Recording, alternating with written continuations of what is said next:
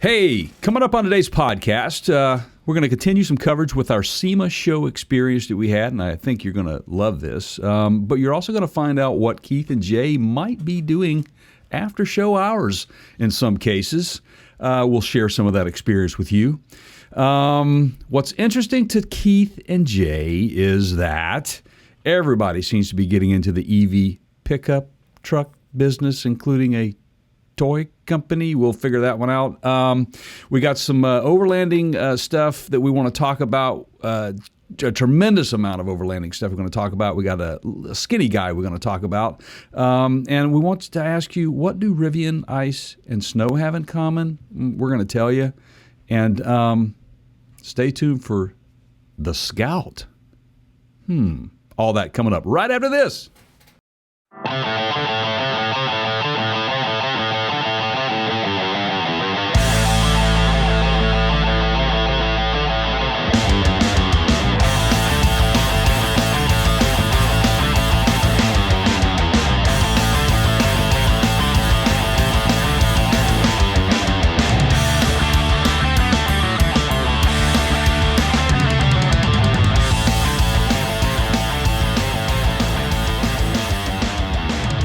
Hey, everybody, welcome into the podcast, The Counter Show. My good friend Keith over there on the other side of the microphone. Hello, Keith. And I am Jay. How's it going, bud? I'm not done with where we left off this conversation about the horn and the challenge and the video that may be coming and potentially some black eyes on me in the next few videos. Oh, man. Okay. All right. I got you. Well, so back to this Vegas thing, and I can't stop paying attention to this now. I thought of you, Jay, over the weekend. In what way? I gotta. I mean, what? So can you side shot. There was an iPhone situation where his iPhone got run over and we had to take it to the Apple store. I think we talked about that previously. So we had an appointment. It's in the mall. We go to the mall. The mall's crazy as can be, crazy busy. Okay. Mm-hmm. And I think the mall traffic is coming back with the kids because of Stranger Things, because of what they've done to repopularize it. Yeah. So the Apple store is downstairs. We come in on the top level. Okay. Mm-hmm. Got to take the escalator. Right? I think I know which mall you're going to, yes. Yeah, right. That one. Mm-hmm. Top of the escalator, circled around the entrance to the escalator. Oh, Lord. Completely blocking access to the... Let me just reframe this for you. Holiday shopping season has already started. Crazy busy. We're just trying to get to our appointment. Mm-hmm. Circled around the top of the escalator where you have to get on it is a family... stopped and completely conversing. In the middle of the road. The elevator was completely blocked. That's just ridiculous. People are just oblivious to what's going on around them, man. I really think the little air horn thing, carrying this air horn in my pocket, if you guys don't know what that was all about, and just tooting it at people from behind, it will startle them, but we have to film this, right? You have to. So I think having side shot with you may give you a little protection. Yeah. Could we throw him under the bus and have him toot the horn? Yeah. If he's, I don't know if he'd be willing to do it. He's super courteous, but I know, but still, man. It's just just a little. Be funny. And I don't know that you have to be aggressive. I think you just say, "Excuse me," and you keep moving, right? Yeah, pretty much. I think that's what you have to do. You can apologize, but you never know what that's going to return. I mean, I really want to hear from people on this. Okay. Make sure, hey, guys, please go to your favorite podcasting platform and go find the Parts Counter Gurus. You can even go to our website at partscountergurus.com. Hey, can we do a Facebook poll? Is that still a thing? I think it is a thing. We can check into that, and maybe we can get stars and awards and all that stuff, and they can leave live comments. I mean, sure. So if you're not following us on Facebook, this would be the perfect opportunity so that we can have a conversation. Yes. Can we figure out Jay, if we have the ability to put a poll, or at the very least, just post the question on our Facebook page of should we, and I guess me, really, record a video segment, which I think would be entertaining. Oh, I know it would with be entertaining. air can horn in hand. Yeah. Out public places, just trying to pass, right? Yeah.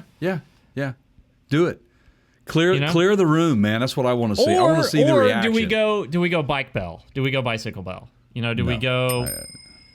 Okay. Yeah, but it's not. It's more polite, right? It's not going to get the desired effect that you guys want to see, which is people taking a swing at me on videos. But which is funnier, everyone? Right. There you go. So there's your poll, right? What should we do? Foghorn? Don't want to see the video. Right. Stick to cars. Do the foghorn air can. Film it. Bike bell or some other option, and then you have to tell us what, right? I think that's fair. I think that gives us an opportunity to prepare for this.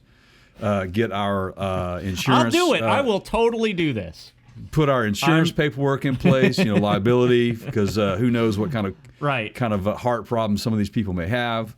You got to be very careful. Well, you're not going to know the outcome if you're not subscribed. That's the one thing I am sure of.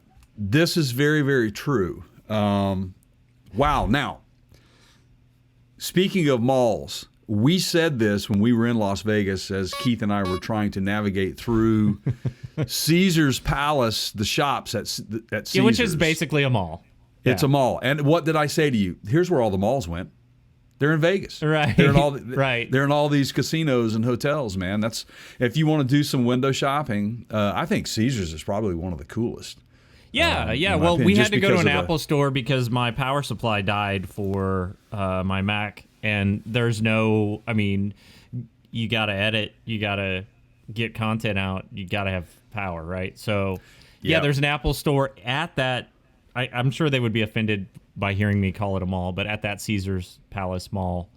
Right. And it's a real Apple store. And so we went, and we had the same issues there with families walking 4 or 5 wide down the mall, which is fine until your pace is extremely slow.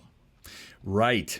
What I saw a lot of were people that were in a bunch and then they just spread out in formation. Yeah. Almost as if an intentional like the Blue blocking, Angels, right? Like like a blocking move. I'm like, what gives, man? We're just trying to squeeze through here. So, but yeah, I'm going to go with Foghorn on that. By the way, I'm going to put my vote in.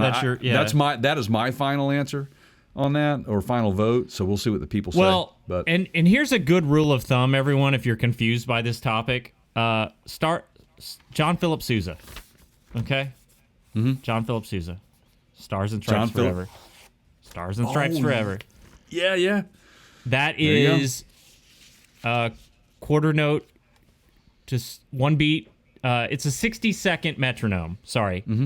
Mm-hmm. So quarter note equals 60, right? So for every click,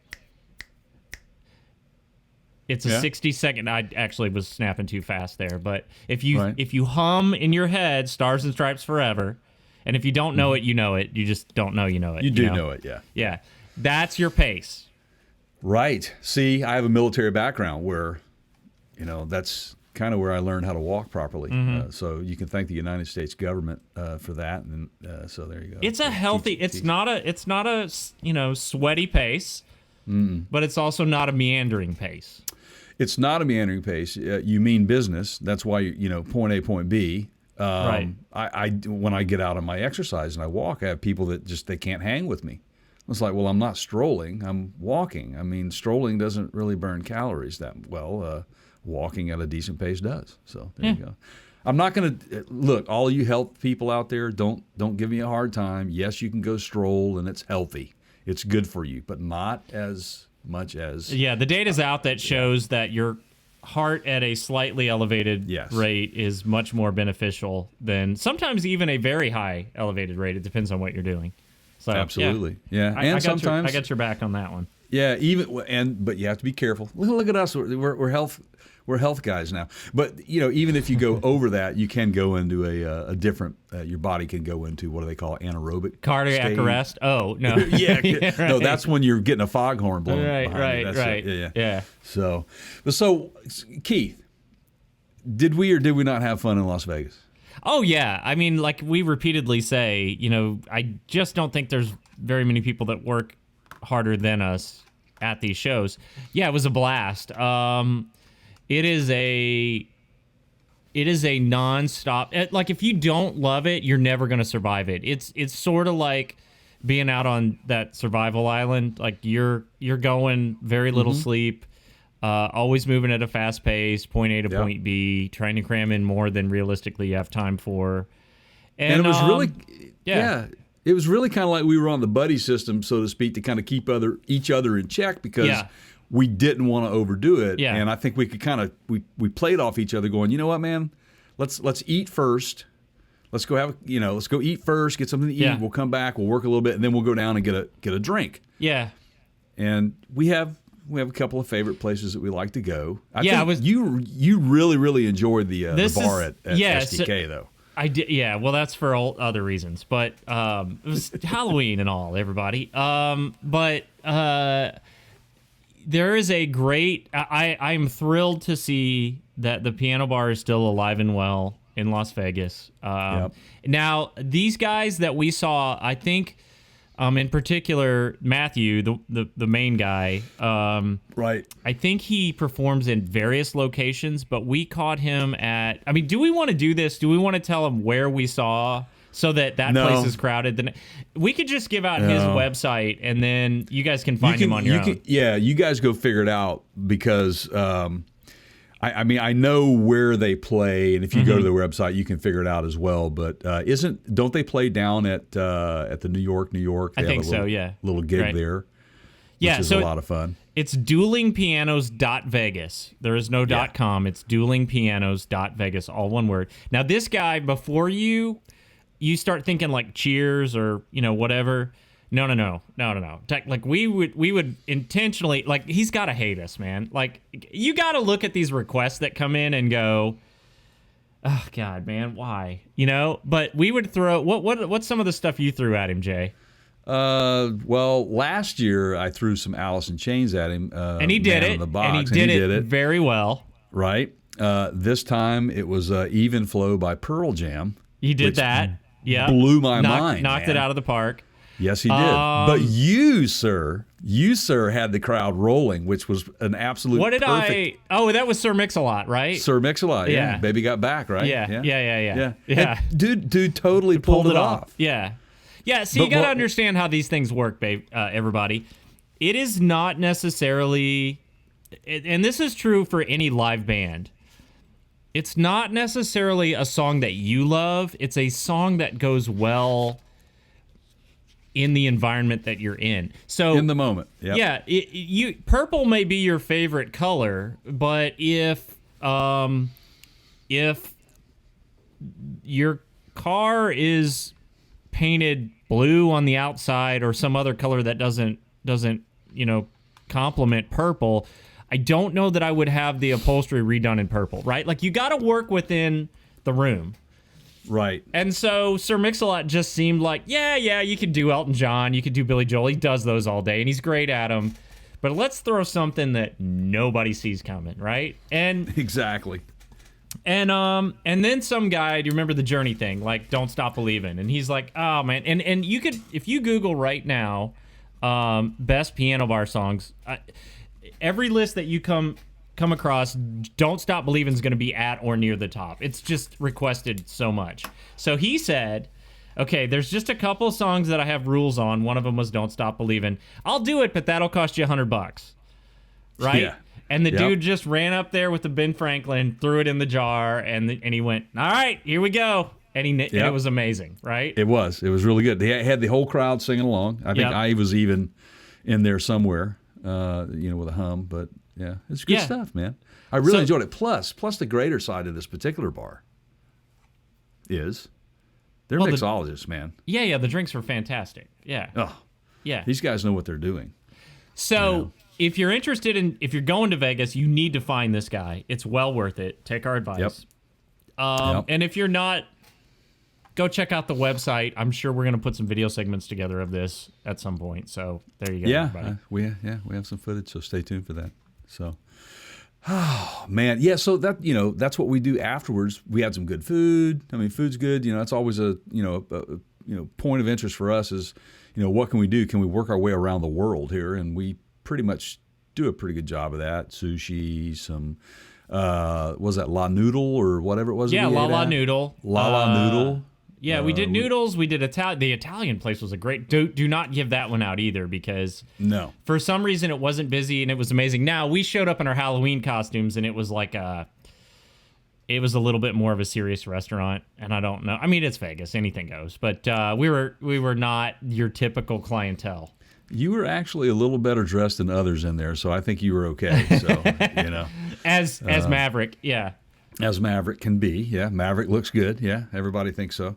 But yeah, we had a great time with that, man. And Vegas is always fun. But when you're working that hard, you need those outlets to kind of decompress a little bit after those long days. And we were putting in some really, really long days. Probably 10 hours at the show, and then who knows how many hours after the show. Every day. Yeah, I think we lived on 4 hours of sleep. Yeah, a well, night? you gotta think about it like this, like. For every 5 minutes of content that you capture, now that's just the camera rolling, right? So I hit record, Jay runs around, flaps his arms, points at the screen. We get comments that people complain about pointing at the screen too. Have you guys never watched a YouTube video? Like, that's the style. I'm so tired of listening to people go, you point at the camera too much. Like, hey, Gramps, welcome to 2022. This is how we do it. I actually, there's a lot of people out there that I saw this particular show. I've been watching some of the coverage after the show just to kind of see what everybody else was into. I'm thinking, are they doing what we're doing? Yeah. Nobody goes to Kevin Bacon in Footloose and tells him, don't show your shoes. It so just wait a minute. Isn't, you don't.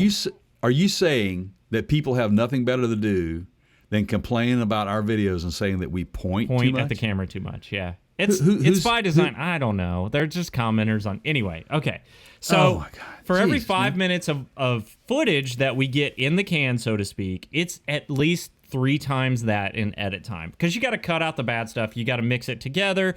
A lot of times there's multiple camera angles. There's multiple takes. There's some jackass walks in front of the camera while we're filming. You got to reshoot that. I mean, it's just there's all kinds of things, right?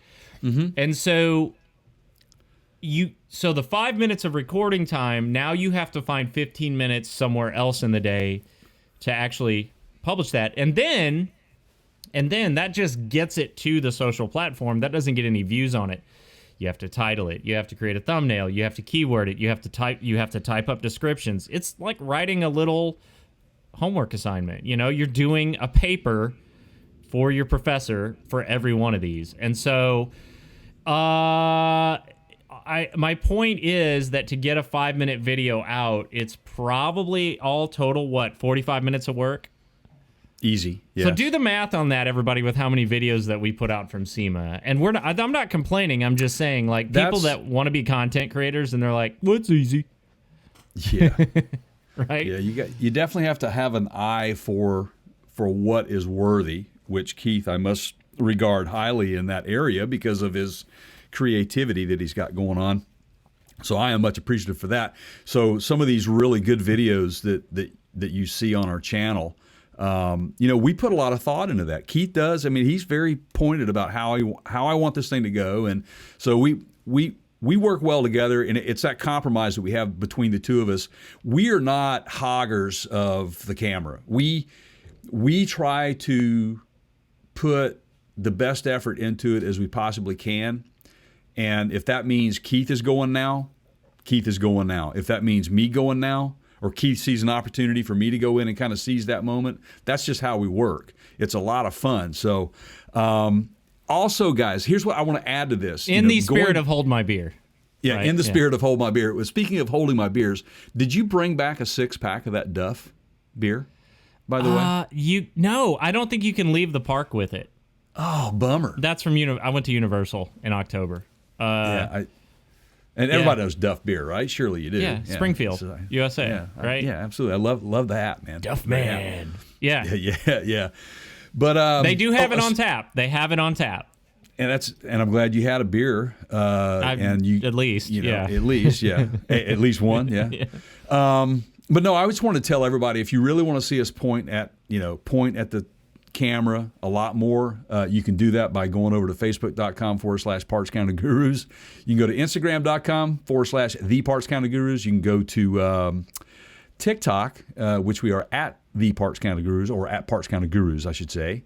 You can also check us out over on YouTube at youtube.com/Parts Counter Gurus, where you're going to see any video segments out of this particular podcast. Make sure you run over there and subscribe to all that stuff so you can see us point at you a lot. That's what we want you to do. Yeah. Subscribe. Yeah. Get more fun. So hey, let's talk about what the big deal. Well, actually, first of all, and I'm going to totally step on this. F-150 Lightnings. Yeah. There was a few there, right? This one wasn't, though. Yeah. I'm pausing because I'm trying to count in my head how many I saw. I saw enough that I can't give you a concise. It was more than two. How's that? Like I have to kind of revisit that. Yes.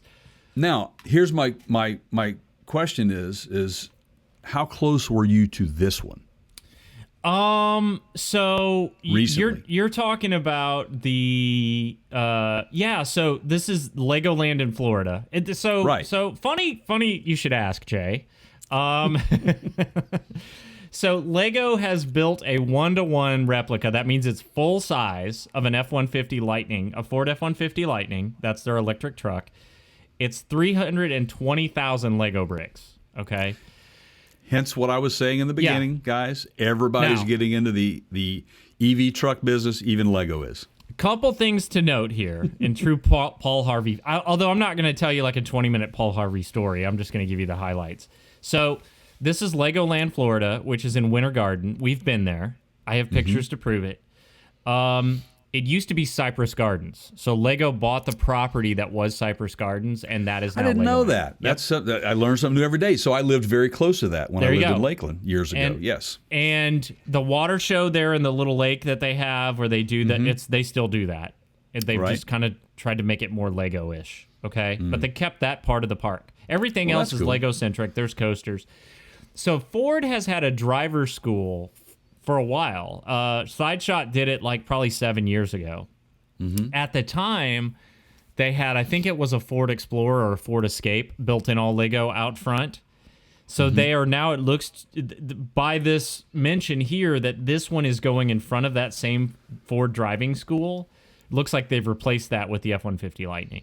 Which kind of makes sense because Yeah. it's the other would be a little bit more dated. A little bit Plus, more dated. Yeah. This is quite the feat, though, man. I mean, Yeah, it's 19 a feet 1-to-1. long. Yeah. The lights work. Yeah. Now, interestingly, did you see the thing where in the video they put like there's support structures like I-beams and stuff like inside of it to keep it from collapsing? Yes, I So did. the thing is heavy. Like I thought, maybe they just went out in the parking lot and built this behind the theme park. No. They built it on site in, I think, New York, if I'm not mistaken. They built it somewhere else and then shipped it to the final location. They started in July in Enfield, Connecticut, at the U.S. Lego headquarters, and shipped it to the theme park. Yeah, look at it took 15 master model builders. It took more than 1,600 hours to assemble, and the thing weighs 3,730 pounds. Yeah, which is fairly close to the actual vehicle's weight.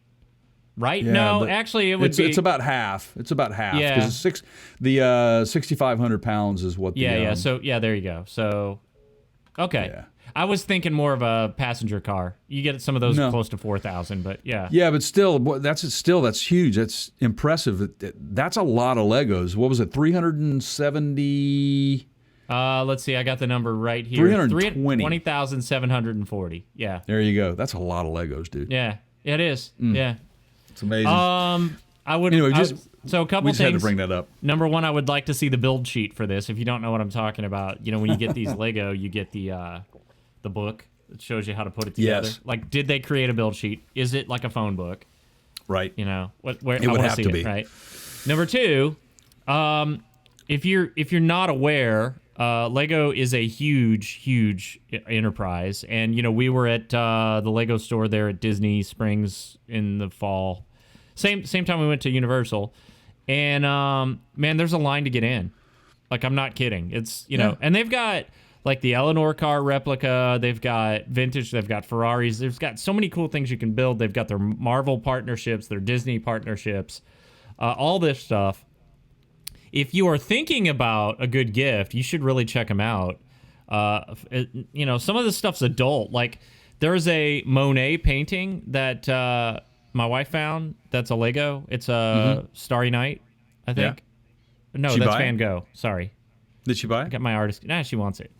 And I'm like, yeah, it's cool. It's cool. They do wall art. They do flowers. They do. Okay. So go check them out. If you're looking for a unique Christmas gift, sometimes this is a good option. But do yourself a favor and do us a favor.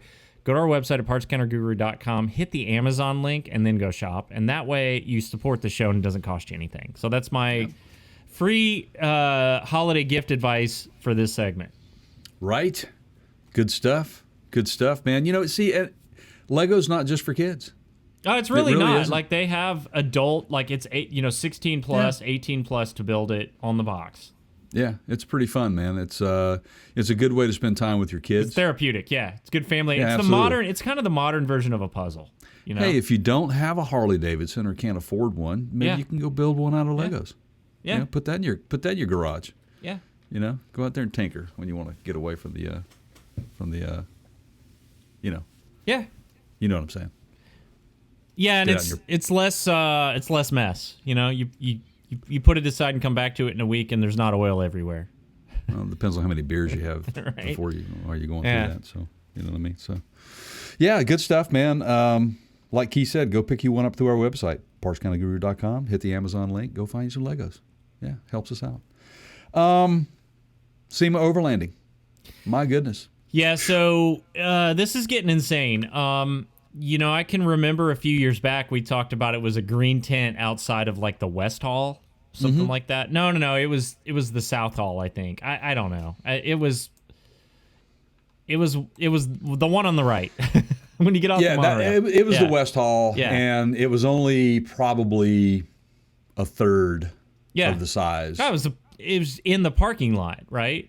Right. And now they have They got an entire hall. Yeah, like the overlanding section has become its own monster. So much so that SEMA is restructuring how they're going to do these shows going forward. We'll do another segment on that because there is a lot of changes next year underway. It will be very different.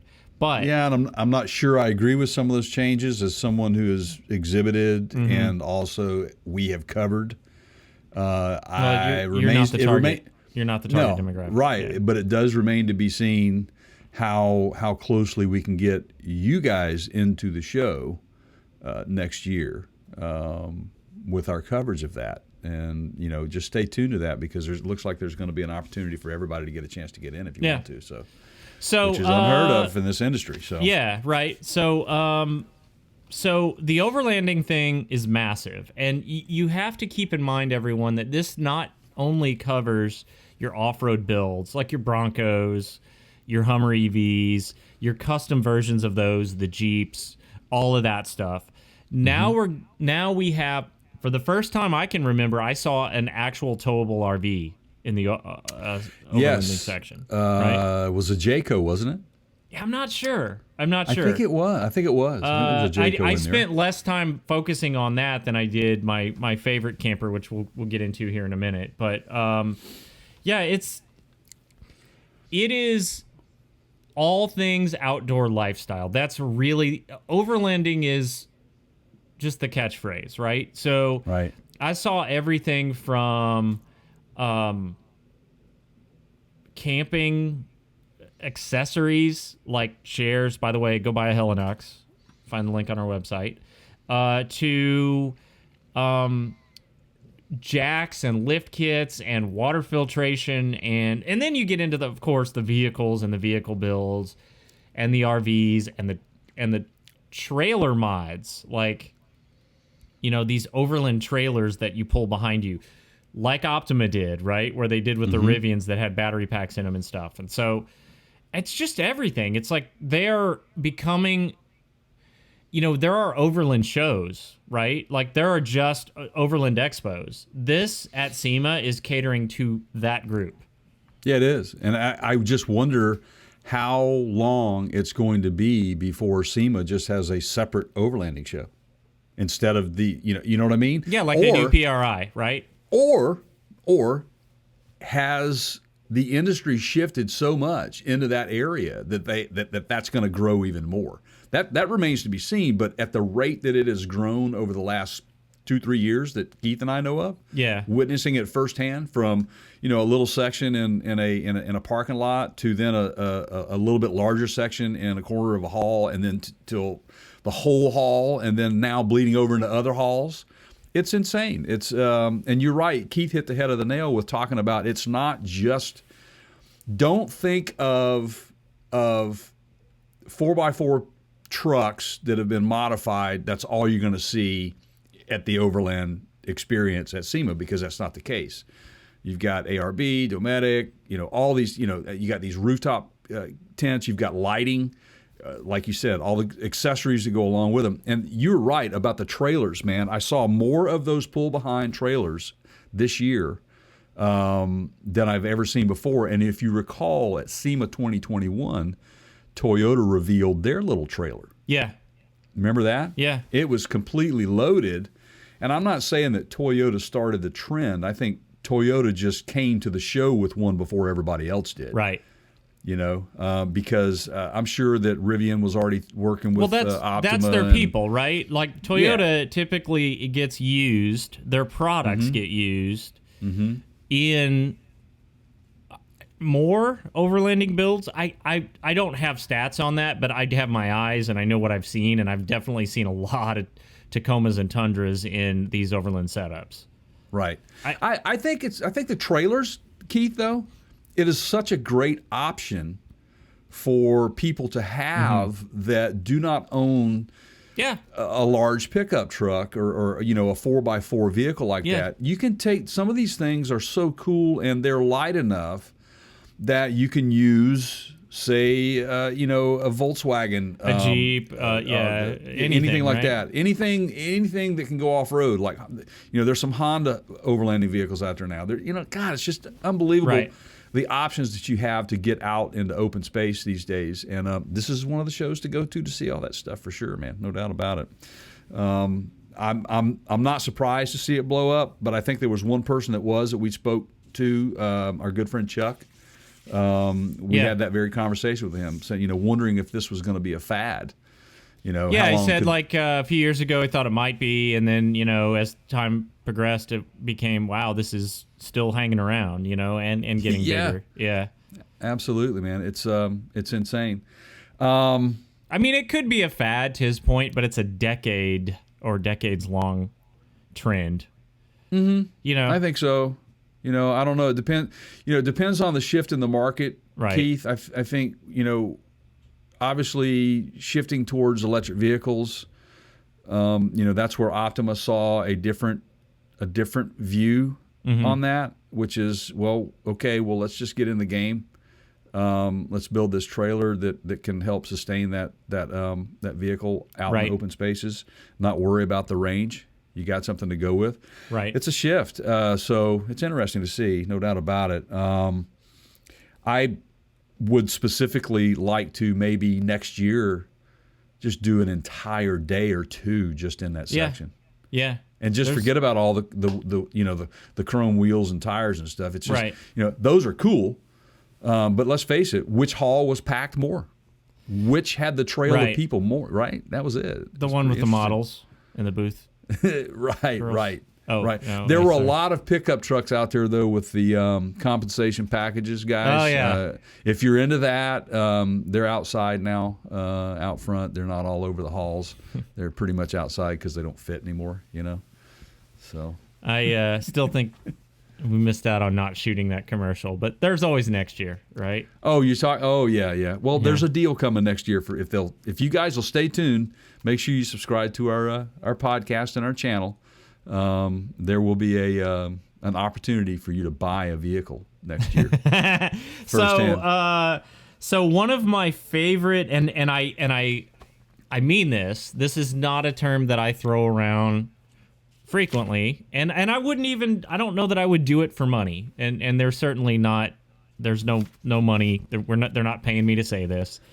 One of my favorite campers that I've seen in the past several years, Skinny Guy Campers. Yeah. And on the surface, Jay and I were curious. So we saw they were going to be at the show. We reached out. We started having conversations with these guys. We suspected that it was going to be something interesting. And then when we got to see it and we started to learn more about the product virtually and then saw it in person, we were convinced. So we did a podcast. We did a section where we sat down with these guys and we talked to them. We got to have a better understanding of the company and why it was founded and how it was founded and who founded it. And I'm telling you guys that as a longtime RVer, as someone that has essentially grown up in these things, the thing that I am blown away by, that is, I can't understate this enough. Quality control in the RV industry is practically non-existent. I mean, Right. Don't get me started on the number of times that I've almost died because somebody didn't hook up the exhaust to a generator and then wired the carbon monoxide detector backward. Like, that's a commonplace thing now, right? So when they're all custom builds, right? Oh, yeah. They're all custom builds. Custom That's the built thing. by a toothless, meth head. And yeah, okay. Right. But, how much did that guy cost you? Yeah, you know? right. But this is not that, and that's why I'm so impressed, because their attention to detail, the quality of the components that they're using in these builds, how well they were thought out functionally. These are things that you would typically not get from a new company, but there's a catch here, and that is these guys are not new to the game. They've been in the industry for a while. They know what they're doing. They come from an RV background, and they just decided to do it together. And so I kid you not, when we saw this thing and we got to go in it and look at the different builds, one was on a trailer, right? One was Yes, in the it back was. of a custom Toyota Tundra build, which, Jay, you have the info on who did that. Yeah, it's a company called Tactical Application Vehicles. You can go to their website. It's tavllc.com. They build it on what they call their Stage 3 Tundra. And it basically, Bowen Customs is the topper bed that they put on the Stage 3, and then they custom fit the camper that we're about to talk about, bring you guys in the know about with this thing. And it's a beautiful match. The build was incredible. You got to go check them out at tavllc.com. So make sure you do that, and Bowen Customs as well. So very cool stuff, man. When I ran across this, I'm not. Keith will tell you, and you've heard me talk about the RV industry. Keith has done this all his life. He's more of an expert in this area than I am. I am definitely becoming a big fan of it. And why is that? Because the innovation that goes into some of this stuff is just absolutely amazing. So let's get into that right now. We'll get into the talking with these guys about how they started and where they're going to be going from there. So let's get rolling. We are at the Overland Expo in the West Hall. We are honored to have two very special guests with us today. We are at Skinny Guy Campers. And if you don't know who they are, you're going to know by the end of this podcast. We've got Donovan and Jason. here with us, they are we got the founding member and the brains behind the operation is what I'm hearing. So, did I get that backwards? Well, that's a great start. It's a and great by the start. way, I think I set up my own microphone and I completely over here. Oh, really? Yeah, sorry. Well, You're you guys okay. are in these comfortable chairs. By the way, a partner of ours, Helinox, we kind of had this brainstorm with them and said, we're tired of walking around at SEMA all day, but we also don't want to carry these big, heavy chairs. So how do we solve this? And they said, don't you ever call our chairs camping chairs. They're Event chair. And we went, well, that's perfect because we're going Yeah. to an event. And so here we are. You guys you're welcome. Yeah. There you go. No, Thanks, no. Helinox. Yeah, absolutely. Yeah. I'm not, I'm not being paid to say this, but I have, I think, 3 Helinox chairs. there you go. There you go. Yeah. So Yeah. Ezra, take note. Take note. Take note. And So I got there you the go. trunk. Yeah. So You got the trunk. all yeah. right. So who wants to go first? So we want to know how this all started. And then we're gonna get to what we're talking about, and we're gonna get some close-up shots of it. But this is a, man, I'm gonna. How do you describe your product? Who wants to take that one?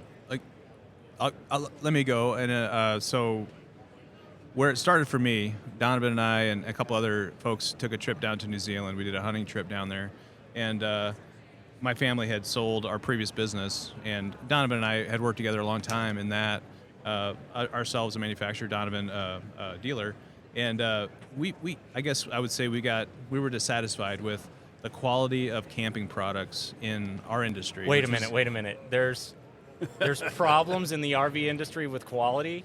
What? I don't know, maybe a little. All right. So yeah, it was something we had talked about a lot on this trip, and Donovan had already had a design that he had drawn up, and so I said, man, it sounds awesome, you should do it. And so I'll let him segue into that. Yeah, so like that particular trip, I had already a preconceived notion of what I was trying to accomplish, which went actually quite a bit further back in my past. I've been in the RV business a long time, basically from a kid, and at some point. We're on the same page with that. Yeah. 20 years ago, I was sitting in my office as a young salesman, and I was spending a lot of time off-roading on the weekends, checking out new passes, and I would camp. I started with Subarus. I was basically a car mechanic at a local Chevy store, and I would sort of buy and sell. The used car manager would sell me old Tercels and Subaru Brats and stuff. So I had a lot of fun with that. But I kind of got into where I had started with the pickups, and I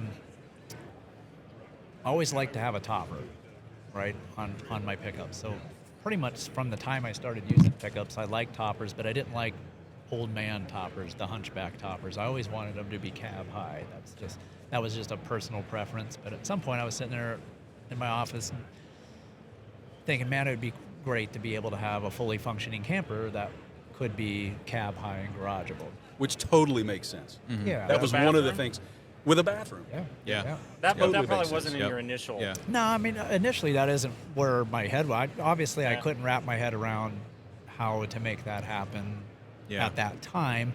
But at one point, fast forward 20 years, at our RV dealership, I took on a product that had a travel trailer product that had sort of the 180 concept, right? And that opened my eyes to the idea that a truck bed camper does not have to have a hard roof on it. It doesn't have to have in the RV business, up until that point, truck bed campers were sort of started at the truck bed's floor and came up, and the pop-ups, sort of went straight up, right? And this product sort of opened my eyes to the fact that, well, maybe because due to the fact that it had low sidewalls, I thought theoretically this could happen on a truck bed.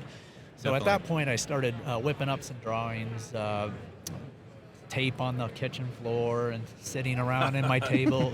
It's in my true. table Things chairs. do happen on the kitchen Yeah. floor, You know, man. and I gotta say, like, you guys are in the lifestyle, right? Like we were joking before we started recording, whether you like it or not. you've both grown up around them. So this wasn't, I guess my point is, some business opportunity where you said, I want to go buy an RV company because Right. I think that's Yeah. popular. Like, you Right. guys come from it and have, whether you like it or Yeah. not, been forced Right. to live and breathe it. Now, how many years in are we at this point with Skinny Guy? We're about 2.5 years in. Yeah. So after the trip, Donovan, we came back and he proceeded to just prototype and build and map out some of the early issues Right. that had to be solved with the Skinny Guy. So 2.5 Yeah. years in, Yep. and then I came out to visit Donovan late 2019. Saw the prototype, and I'm like, dude, we gotta do this. So at that point, we struck a deal, brought the prototype back about 2 or 3 months later, after a trip I had to take down to Australia, and then came back and started building the team, getting the plans nailed down for how to build these in a production at a production level. Right. And- With available materials Yeah. on the market, Yeah. and like, so, say for instance, like wiring harnesses that would be already available to you for that you trusted, those Yeah. types of manufacturers that you could Sure. kind of put into your system, right? Yep. Yeah. And there's a lot of, I mean, even in the prototyping process, Donovan solved a lot. But even it's one thing to build one; it's another thing to take one and then multiply it. And we talk about that a lot internally. And a lot of trips to Lowe's, a lot of trips to Home Depot, like Menards. Who are we gonna work with on this, that? Like, okay, this is a problem. How are we gonna solve that? And then, of course, pandemic hit. Right. And so, Do over. yeah. So, what happens now? Yeah, the supply you know? chain got And, really interesting. and a lot of people use the excuse of, well, it was during the pandemic. Like, it did phase us some, but we made it through, and we launched through, and we built a company Yeah. through, and here we are Where on is the other ho- side, Where is HQ? Indiana. Okay. Yeah, Indiana. I'm well, in, gosh, I'm, that's, I'm I've in never heard of a Montana. company You're in building- Montana. Yeah. Okay. Yeah. Wow. Uh, Donovan's based in Nobody Montana. builds Big sky RVs country. in Indiana. Right, Yeah, yeah. That doesn't Yeah. make any sense. Why Right. would you choose that? Right. Yeah, In yeah. Montana, did I Yeah, hear so what Yes. part? during the prototype, I live in Montana, and during the You're- like- prototyping Yeah. process, Like I, we said, you know, yeah. living the lifestyle. It, right? it is. You have Yeah. to. Yeah. Yeah. Well, and so Donovan has always been our number one tester.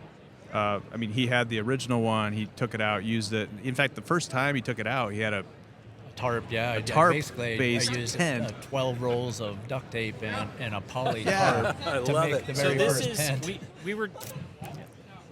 There's something in the works Rivian-ish, yes, yeah, and maybe now's a good time to get to that before we get up and take a look. Sure. But I'll say that scenario of Donovan being the I guess first line, Mr. They don't say Haynes until I say they say Haynes. Right. Right. That's a similar way, that, as far as we understand, that Rivian does their stuff, right? So Right. RJ's out there driving his product, eating his own dog food, as Yeah, they say, right, yeah. right? If you're you guys have, I think there's more in common here. We should tag RJ and Rivian. in We'll this. definitely tag Rivian. Hey, RJ, watch the video. Yeah. Yeah. Like I said, they had a couple here. Hey, RJ. Yeah, hey RJ, yes. Reach out Good to to us. meet you. Yeah. The two Rivians that we saw over at Optima Batteries was very unique in that they had a trailer similar to this, but it's they can go out off the grid for a long time. It's battery powered. Yeah. It's Okay. a battery trailer. So just like an internal combustion engine, you're going to carry gas cans around to get you further just in case you need it, right? Right. And everybody is saying, well, how do you do that in an electric vehicle? Well, obviously, RJ, when he designed this thing, it's an adventure vehicle, right? Yep. So there you go. And so people who are afraid of range, they have range anxiety. Yep. Optima has come up with something that may work for that, which is Right. really cool. Yeah, and who knows To pair where this that may with that. end up Yeah. with what now. So Jason, what you can I know there's things you can't say, but there was something that you guys have in the works that's suited, and I'm not going to do this justice, for a Rivian type vehicle, right? Yeah. What can you tell us about that? Yeah. So we've been publishing it and promoting it since I'd say last August when we Okay. first went to our first Overland Expo. So we've got 7 models total. We have a Model 6.5, which is what we have behind us here, and we'll walk around. And that's the original one Donovan developed. Model 5.0, which is for anything with a 5-foot bed. And we've named our models according to the truck bed length. So so you think about Clever. Yeah. the Rivian, Right. small truck bed, and there's been a couple other companies that have done similar size, i.e. Ford, because Ford invested early with Rivian, and who knows what happened as far as information exchange, and oh, hey, we have a Ford Maverick now that's about the same size as a Rivian. Right. So, Yeah. so long story short, Model 4.5 is really designed for the Rivian. I ordered my Rivian 3 years ago, and I just got it probably 2 months ago. Well, we got to ask you, what do you think of it? It's awesome. It's very See. powerful. I love the storage at the front of the truck bed. Yes. The pass through. It's amazing. Yeah. I think I would have gotten a different exterior color had I known the blue, but the blue is still cool. Yeah. That's kind of our theme color. But yeah, it's a super cool vehicle. My Yeah. wife and I do a lot of commuting. Well, now, anyways, now you so volunteer to. It's like you're donating a test vehicle, right? You're gonna get it back Yeah. with like scratches and drill holes. Hey, RJ, Well, and- again, we're knocking. RJ. yeah. Well, so Model 4.5 is designed for the Rivian. And as I've gotten it, as I've received it, when we've looked at it and gotten sizes and dimensions, everything off of it, we know what we need to do for a bracket mounting system. We haven't fully developed it yet, but we want to take advantage of that, the onboard 110 power in the bed. So we think we may end up with a fully, if not a fully electric camper, a somewhat hybrid electric with a little bit of small amount of propane Right. to power the furnace, and Which I totally think it makes would- sense. It So, would yeah. sort of depend on the customer's demand for cold weather capability. So, yeah. you know, one of the things that the Rivian, we don't know what we don't know yet, but we're excited to jump in on the Rivian because Yeah. we want to Yeah. try to achieve everything we've achieved at the bigger level: the cooktop sink, Sure. flushing toilet, fully self-contained little RV that really on a Rivian has a chance of not impacting range. Right. Anytime you get up over cab on any system, that's a range impactor on an electric Aerodynamic. vehicle. Yeah, So it's, absolutely. Yeah, Absolutely. we think our solution for or our camping solution for a Rivian could definitely. I mean, we haven't done any testing to know, but we think it'll definitely be the longest range. It'll allow the truck to have the longest range with an RV solution Matters, out there. Right? So, I mean, So- that's something that everybody's that's high on the checklist. right? Absolutely. Yeah. The one thing that I liked, when I started researching this product was that you give the opportunity to kind of grow as you move along. Mm-hmm. So can you talk a little bit about, Donovan, the level of, what is the bare bones you can buy, and then where do you go from there? And is it customizable to that top level? Yeah, I mean, so we've gone through some internal discussions about how to approach packaging and a la carte optioning, right? So we do have what we call a bare bones. We've since going to move away from the super bare bones because we do wink wink have a product coming in behind even at a more Okay. more base, right? So Right. the more base is sort of a departure of the idea that the floor is at the truck bed's height. It's more of a canopy. I guess what we could call it is a canopy camper that remains cab high. So what we would be our new base model is going to be kind of in the Go Fast or the Gotcha. AT space. Rear hatch open to the inside, but still have our bed system side entry. But the kicker is that we're going to remain cab high, and that's going to be put us in a where nobody else is, right? Right. Yeah. Absolutely. And then from there we go to what we call skin and bones, and that package level is basically no systems, no water systems, no LP systems, a really basic power system, and comes with some cushions, the bed mat, a couple other things, and then we move up to a third package level, Right. which we call the skinny fat, which is what my wife calls me because I'm out of shape. And anyways, that package level becomes a camper. That's when we add in the water systems, the LP systems, the furnace, the cooktop, the sink. Comes with a porta potty at level, no flushing toilet. It's missing some of the higher end power systems. And Right. then when you get to kit and caboodle, that's when the top of the line Red Arc comes in, the solar comes in. You can option in the toilet, the flushing toilet at Skinny Fat and Kit and Caboodle.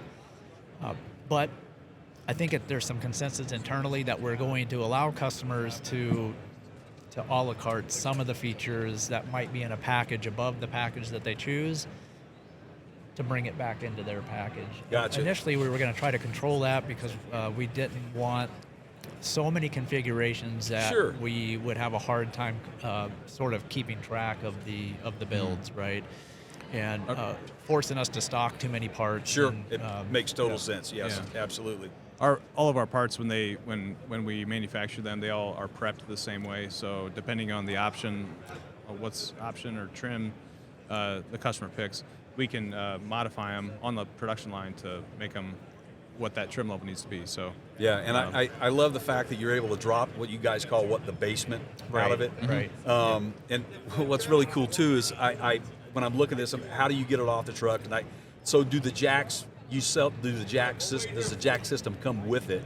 Yes. Okay, so Right, it's three jacks, right? Yep. And you have the holes that are built into the side of it, Correct. all ready to mount, and then it's really cool. It's a I cool can, system. I can barely take like the anticipation here. So we've got 2 units here, and then there's a build here that we might want to mention if you guys want to. Yeah, definitely. And we'll do this in real time. Like we're gonna go grab a mic and a camera, and we can stand up and kind of do a Yeah, walk we'll just around walk and, around. I think we can. Yeah, we can do that. I'll transfer some of the audio over, and how about now? Like, Yeah, let's do it. We'll get Justin involved too. Yeah, get Justin involved. So Great. yeah, Yeah. that'll be fun. So let's get up. Let's take a walk I'm around gonna and grab this one. all right.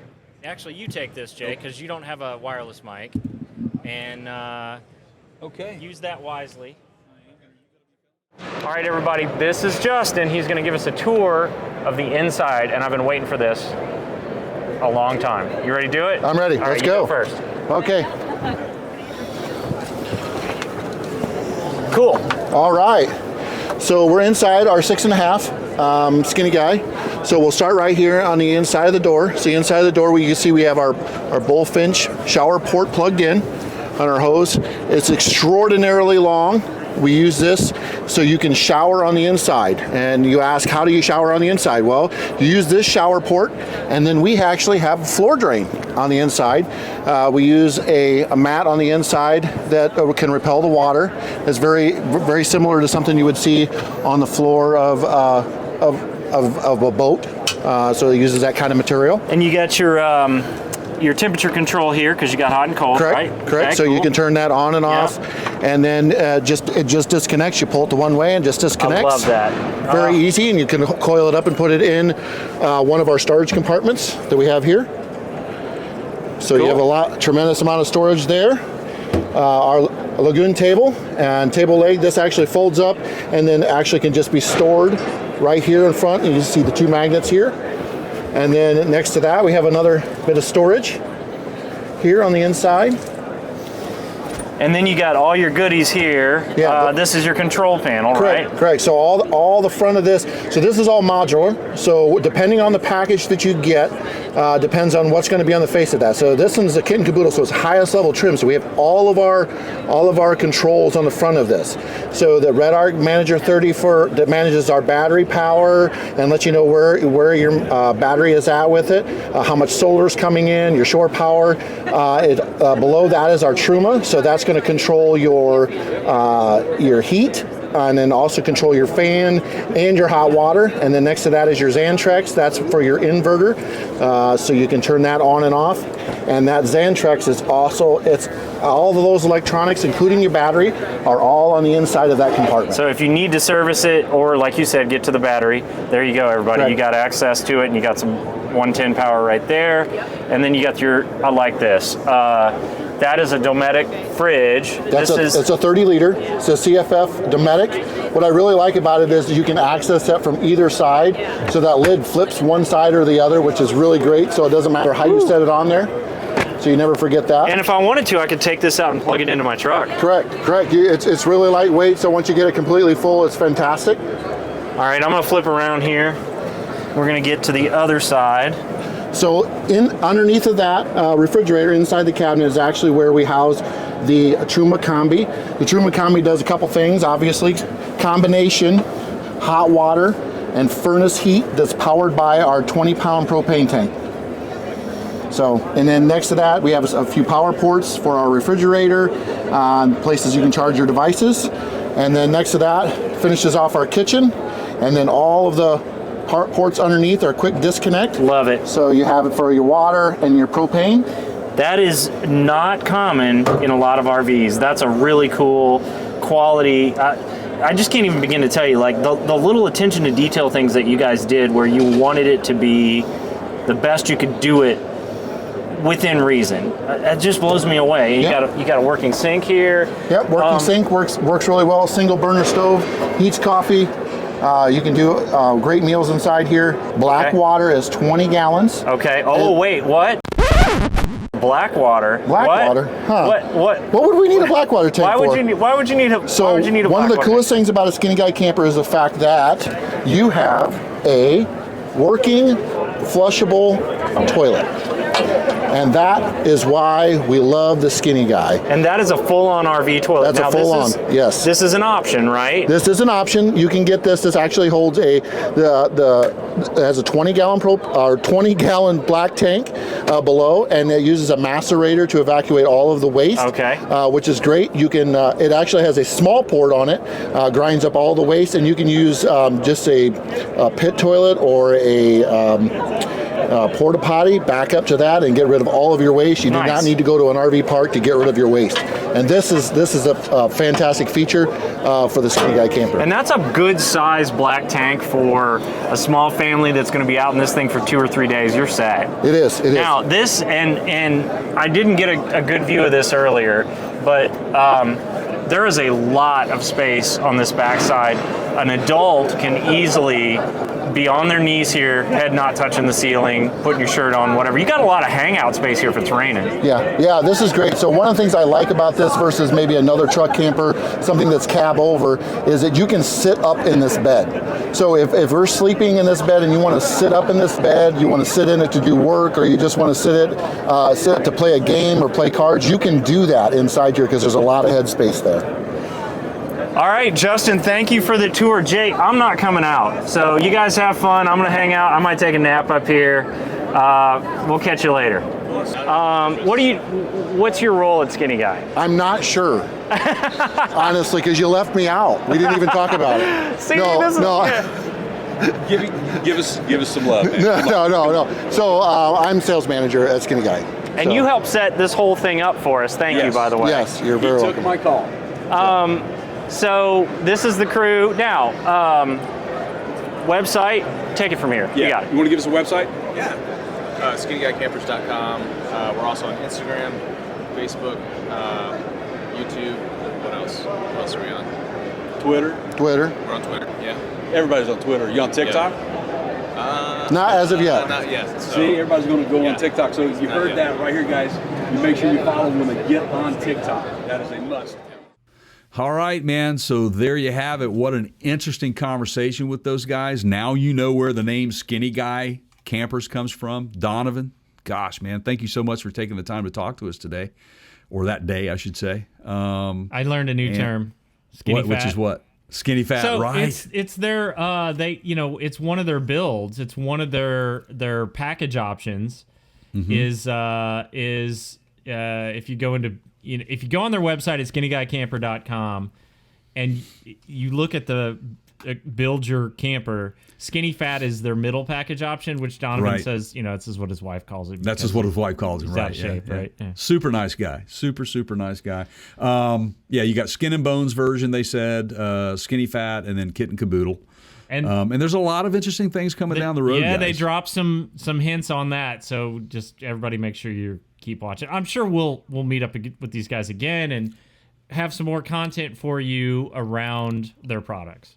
Absolutely. Now, one thing that we must mention, Keith, that what were we sitting in and enjoying ourselves in while we were having that conversation with those guys? That would be the Helinox cafe chairs. And if you're curious about those, watch the video segment where we use them. Except for me, I was sitting on a trunk. Cooler or trunk or something, right? Yeah. But we like them because they sit up a little bit higher than the typical outdoor chairs, camping chairs, the cafe line in particular. And We'll put a link. We've got links everywhere. Just go to our website and search for Helinox and click on the link and buy some. They make great holiday gifts, by the way, or yes, they birthday do. gifts, or whatever. They're good for anything, any event, and you might want to carry, a couple with you when you're going to, grandma's house for Thanksgiving and Christmas, so you got extra chairs to sit in. Those are perfect size, and the table one as well. So, once again, thanks to Donovan, Jason, and Justin, and their entire crew.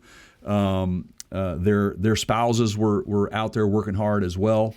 For them, we are so much appreciative of that opportunity. And once again, you can go to skinnyguycampers.com to check out that. You can also go over to tavllc.com and then go to bowencustoms.com if you want to check out that particular rig that we were talking about. So there you go. And one of the things that I don't think made it to the final product, but Donovan told me, and we just didn't make the cut, is they have tested these out in sub-zero temperatures. Oh yeah, that's right. Below zero. Okay, and the water systems worked because they have furnaces in them. Okay. Yeah. And so if you are interested in doing a little winter camping, overlanding, they'll do the job for you. Now, I say that because we are coming on the winter season, of course, right? But we're also getting into I mean, it's another day, there's another Rivian news story, I guess. Poor right? Rivian. And I kind of feel like, Jay, when I read this, I was like, you guys are just you're trying to just hitch your wagon to the trend of, the Rivian buzz term. A lot of haters out there. And I sort of feel like they've unfairly hung this one around Rivian's neck, but maybe not. I mean, there's just some elements of this. It's like not specific to Rivian, right? Well, yes, there isn't.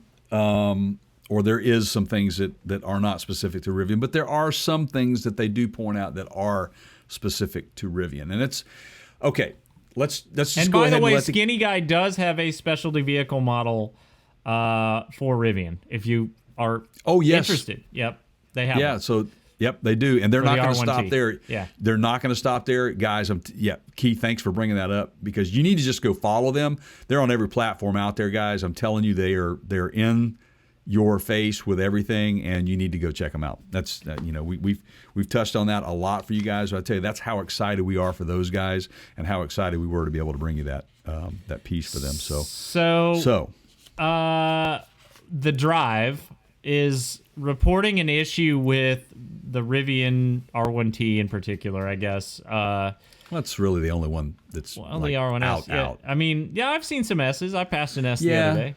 Yeah, but how many have they delivered, though? Is it not as many? So where the LED lighting is an issue in snow and ice, because LEDs typically do not produce enough heat to melt ice on hardly any the lenses of these lights. Right. Hardly any. And so it apparently builds up, and it's hard to get rid of. And again, I sort of feel like, but you're just singling out Rivian because the F-150 Lightning has LEDs, GM's Hummer EV, there's so many out there that, I mean, that are a lot of the Hyundai stuff now, the Kia stuff, a lot of Fords, a lot of GM products that are upcoming, some Stellantis products. Yeah, right? Most anything 2021 and later, whether it's an EV or not. Lexus. Right? Most of your VIP cars, your higher end luxury vehicles will have some form of LED lighting. The LED is very efficient. It doesn't take as much power. Doesn't take as much power, which is ideal for an electric vehicle. And it doesn't, like you said, put off a lot of heat, if any at all. And so in a snow and ice situation, whereas our normal, like halogen type bulbs that we're used to over the, that we've gotten accustomed to over the last 20, 30 years or more, they put off a tremendous amount of heat. So built into that, you have a little bit of a defrost going on during those icy and snowy conditions. But unfortunately, the Rivian and or any other electric vehicle that might have these LED lights may encounter some problems with them. And the Rivian Y, I think, has been pointed out here, Keith, to kind of err on their side a little bit here, is the shape of the headlights. The snow and ice it kind of tends to collect in. Yeah, in it's that vertical oval. It's that vertical oval, and so they're kind of set back in there. Whereas if you look at most of the other EVs that are out there, they tend to kind of contour with the front end of the vehicle. It's more of a flat surface rather than, so probably a little easier to clean off or not retain. But I see it being an issue only in obviously areas that tend to get a tremendous amount of snow and ice. Other than that, it's a non-issue. But let's face it, man.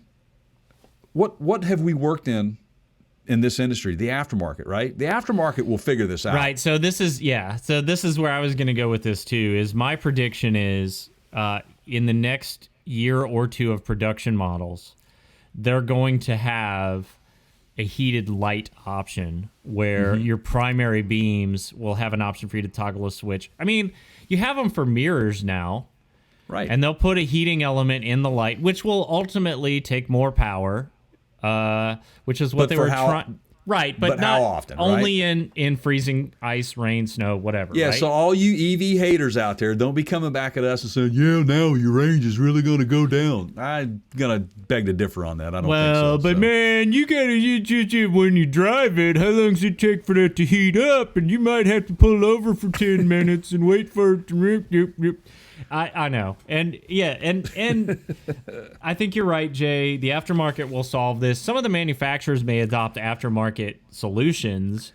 I think my prediction here is in the next couple of years, all the manufacturers will start to incorporate heating elements in their lighting assemblies.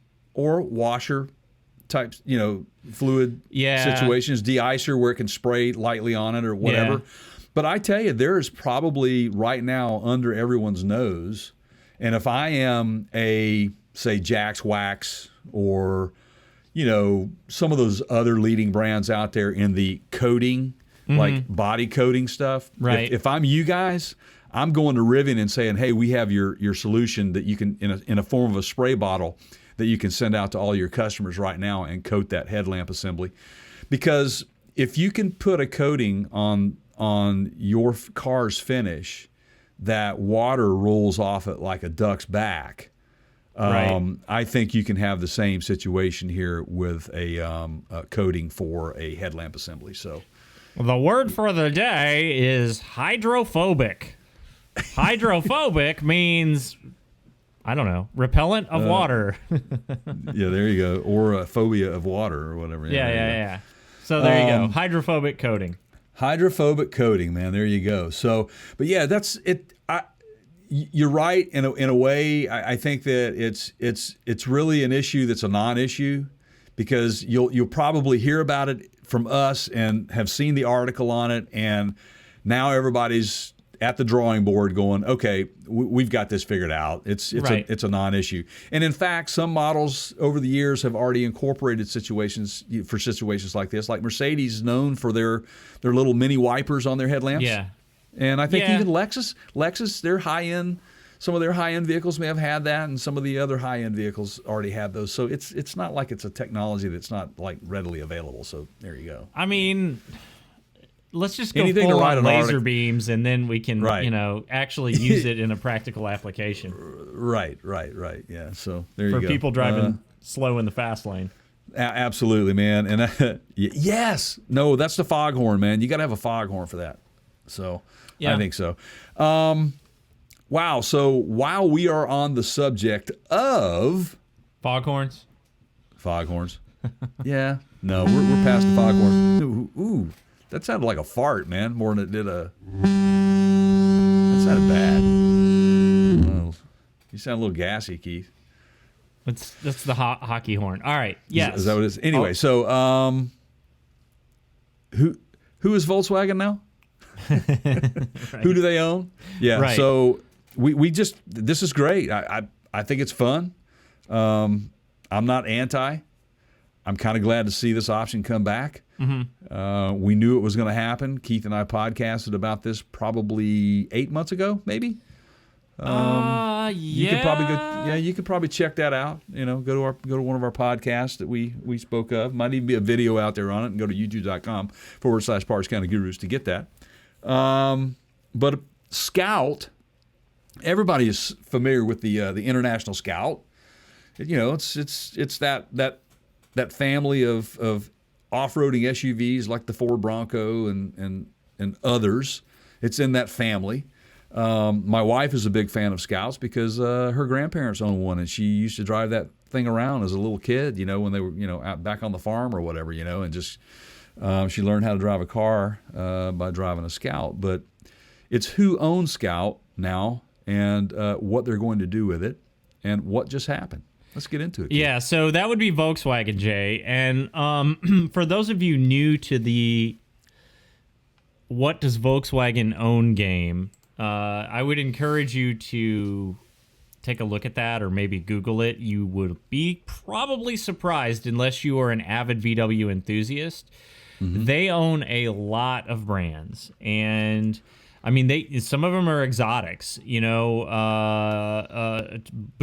for one, right? Ducati, the motorcycle line, which I own one, is a VW product. They are into a lot of things, not just the VW logo. And that is clearly by design. They are growing that brand. It's kind of the Budweiser philosophy from the 90s. So, I grew up in central Missouri, and, you got to take the tour, as they would say, right? Like, go take the tour, do the tasting room at the end and all that. And so if you tour Anheuser-Busch, it's really cool. You get to see the Clydesdales and all that. And one of the neat things that I remember they told us at the end was one of their strategies in the 90s was, may still be the case today, when you go to the cooler section in your local C-store or grocery store, whatever, they're trying to have 50% or more of the choices that you see be theirs.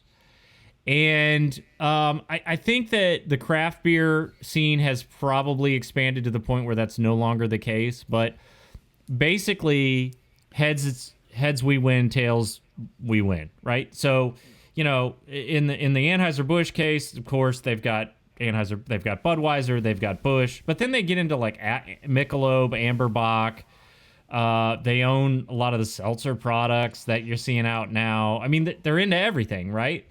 So Volkswagen is doing a similar thing where they're going, hey, not everybody wants to drive a vehicle with the VW logo on it, right? Like, not everybody is, a fan of the ID Buzz.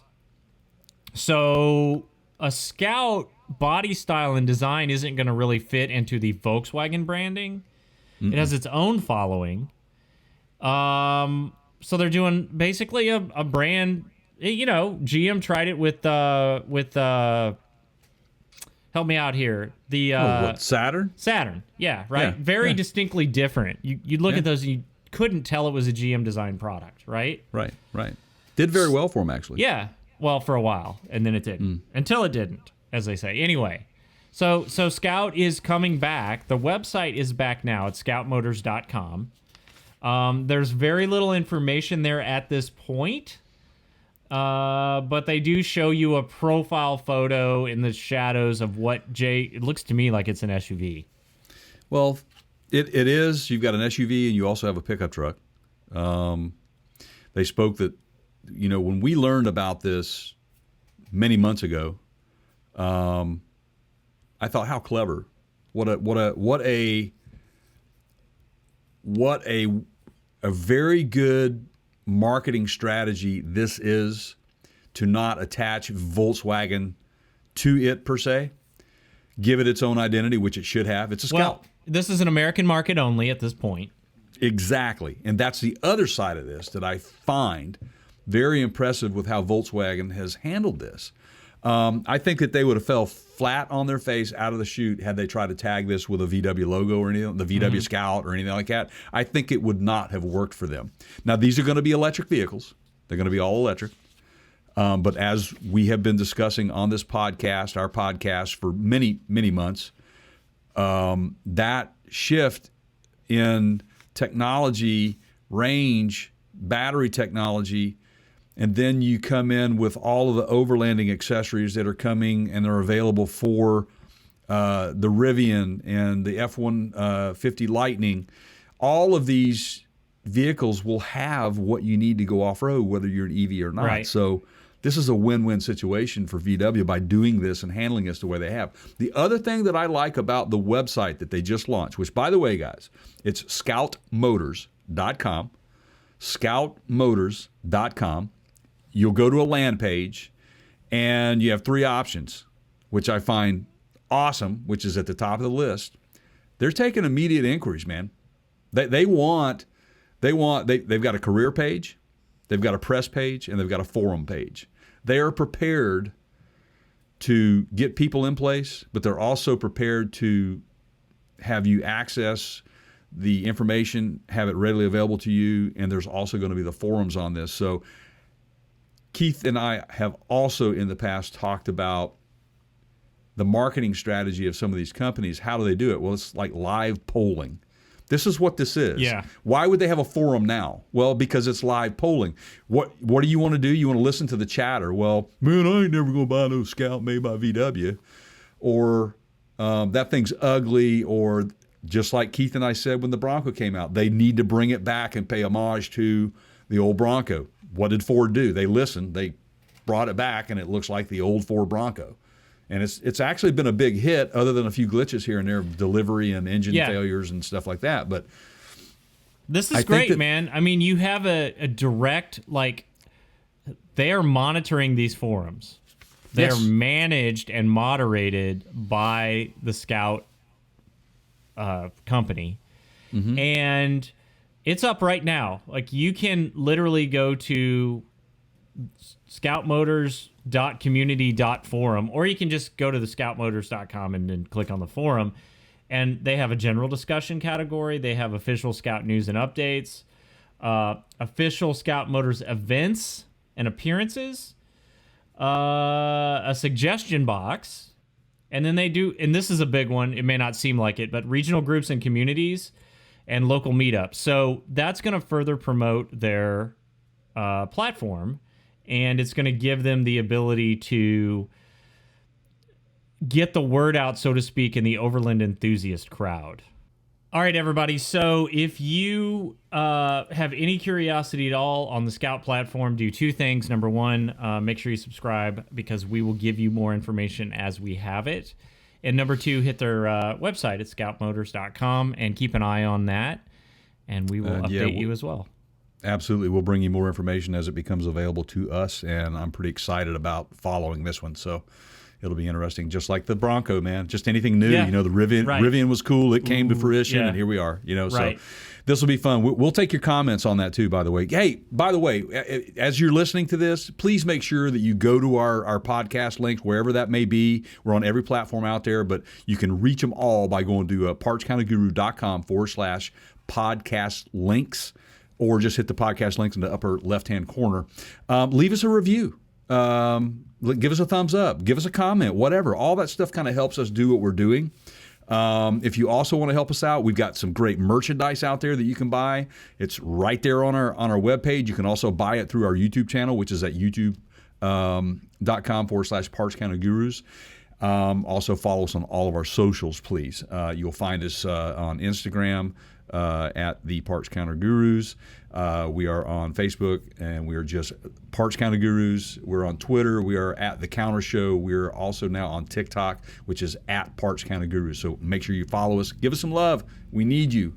We like doing what we're doing. So outside of that, man, what a great show. Again, thanks to Skinny Guys, or Skinny Guy, the Skinny Guy, Donovan, and the rest of the guys at the Skinny Guy Campers. So what a great show. You want to take us out, pal? Yeah, man. Before I lose internet again,